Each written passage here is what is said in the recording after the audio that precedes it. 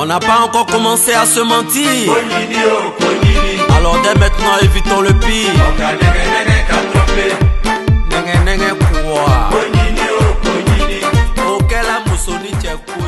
Quand le Zouglou naissait, il faut dire qu'on était encore à l'étape embryonnaire avec le Woyo et tout, dans les ambiances faciles, on animait les mariages, les matchs et tout ça. C'était simplement la percussion, les doum-doum et tout ça.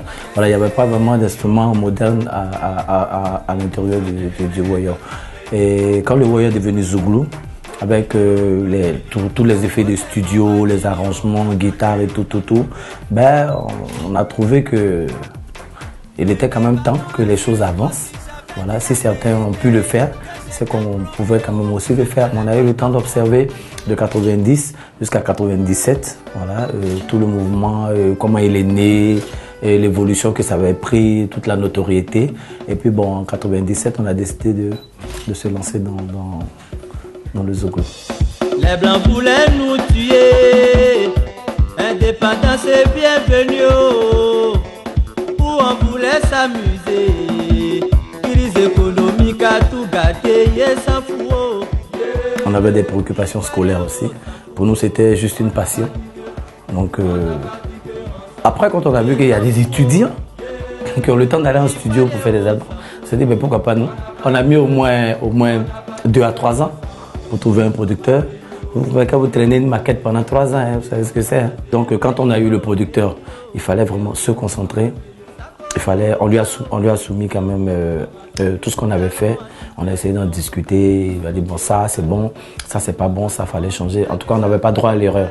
Surtout qu'on avait déjà des artistes Zouglou qui étaient sur le marché, voilà, qui donnaient le bon nom du Zouglou. Voilà, fallait pas venir casser la chose, quoi. On a choisi de décrire les problèmes, voilà, avec un peu de satire et tout en même temps. C'est-à-dire, tu comprends, on n'indexe personne, mais ça passe, quoi. C'est pourquoi, voilà. Espoir Shop, on est venu à Espoir 2000 pour apporter un changement de mentalité. Voilà, parce que c'est dans ce but-là que au niveau des textes, voilà, c'était très important pour nous. On s'est dit, si on voulait faire la musique, il fallait véhiculer un message. Voilà, donc on est resté vraiment sur les textes. Mais en même temps, pour faire du Zouglou aussi, il faut beaucoup de satire. Donc il fallait faire un mélange et puis servir un truc qui n'était pas trop choquant, quoi. Pour finir, trouver un thème, voilà, sociopolitique qu'on pouvait aborder, puis bien critiquer. Surtout que, comme on dit, l'artiste, c'est la voix des sans-voix. Voilà, nous on est déjà dans le peuple, donc on ne fait que exprimer ce qu'on ressent au quotidien. Afrique, mon Afrique.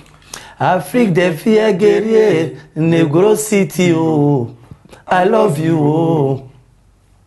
Negro gros nez, cheveux crépus, oh, ah, oh, joli guerrier, oh, I love you, oh.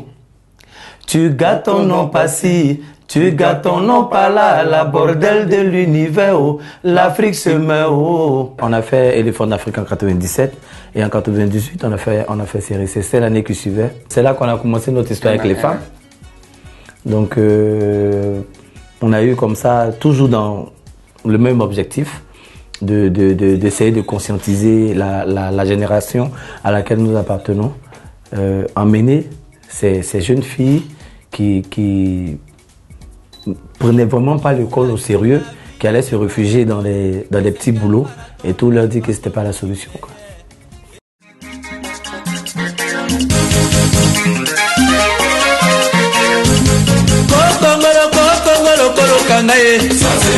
Nouvelle génération, Kolokanga. Le chien ne change jamais sa manière de s'asseoir. C'est qui ça? Kolokanga.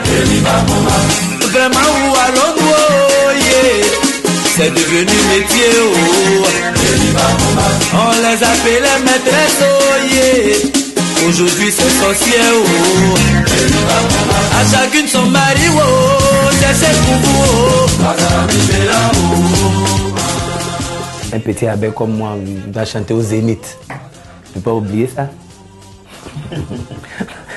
C'est inoubliable, ça. On te demande de venir passer les examens. Dans la même période, on te dit viens chanter en France pour la première fois. Donc tu balances. connais le fils du pauvre, comment les choses se passent. Tu balances, bon. L'examen, si je ne l'ai pas passé, je peux le passer après. Mais la France, si je ne vais pas, est-ce que demain ça va? Un peu à gauche, un peu à droite, tu vas là, bon, tu reviens sur l'examen, tu es sur l'examen, tu vas. Après, il fallait faire un choix, quoi. Ce qui m'a marqué vraiment, c'était la première fois que nous sommes partis au Cameroun, à Douala. On devait jouer au Parc des Princes. C'est un petit stade. Bon, comme on ne nous connaissait pas trop parce qu'on n'a pas fait sortir d'album, mais on connaissait la chanson. Donc quand nous sommes arrivés sur le podium, bon, ça attendait une certaine catégorie d'artistes qui connaissent là-bas, comme les Mewé, les Moniseka. Et ils voient des jeunes là, ils disent mais c'est pas eux qui chantent ça. D'accord, donc ça commence à... On a pris le micro pour regarder là-bas. Alors ça m'a marqué vraiment.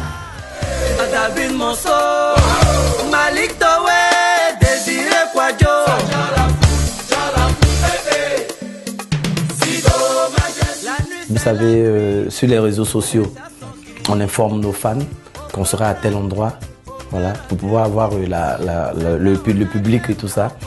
On a eu à dire qu'on sera au Massa. Voilà, donc après, il s'est trouvé que dans les conditions de faisabilité et tout, voilà, la somme qu'on nous proposait pour déplacer l'orchestre, pour venir faire l'Ouest. C'est vrai que c'est un marché où on vient se vendre. Mais après, ce sont les enfants des gens qu'on déplace pour venir se vendre. Donc c'était un peu compliqué au niveau des finances. Ben, on a laissé tomber. Donc on a fait un post pour dire aux fans qu'on ne sera pas là. En même temps, il fallait donner les raisons parce que le jeton, c'était pas ça. Voilà, puis bon, les gens ont polémiqué là-dessus. Mais c'était simple et plus normal, quoi.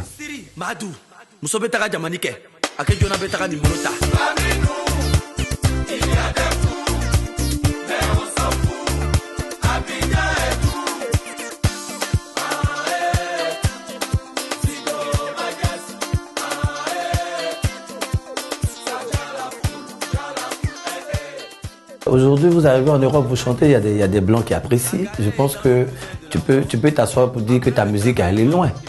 Voilà, je pense que c'est la plus grande satisfaction de l'artiste d'avoir un public, d'acquérir un public qui est content du travail qu'il fait. Je pense que c'est déjà bon. Maintenant, pour parler en termes de finances, je pense qu'aujourd'hui, on a ce qu'on n'avait pas. Mais je ne pense pas qu'on a tout. Donc, on continue de travailler. Voilà, pour qu'un jour, on puisse s'asseoir et puis croiser les doigts, peut-être écrire des chansons pour des gens, comme les Jean-Jacques Goldman, là. Mais pour l'instant, avec le système, l'industrie africaine musicale, là, je pense qu'on en a encore pour un moment. Attention! Dans la vie, il y a des personnes et des personnalités. C'est gâté, Panaseka, Espoir de 1000, Kenzo Cash Money, c'est déjà gâté. On est là pour s'enjailler. Béni le douanier. On a Génération Consciente qui est sortie depuis janvier. On a 2015 et 2014 plutôt. 25 janvier 2014. Pour l'instant, il court, peut-être va marcher après. C'est avec ces moyens qu'on fait le malin. C'est gâté. On dit toujours que les ennemis de l'Afrique, ce sont les Africains. C'est-à-dire que l'Occident va toujours trouver, même si tous les Africains se mettent ensemble, l'Occident va toujours trouver un Africain pour créer le froufrou parmi toute cette union-là. Donc, tout est une question de mentalité. Il faut qu'on arrive à ce changement de mentalité-là. Parce qu'il y a une chanson dans laquelle on dit « C'est triste, l'Afrique a tout, mais elle n'a rien ». Donc, il faut aller comprendre ce que ça veut dire. Il faut qu'on arrête. On a des intellectuels, on a tout appris avec l'Occident.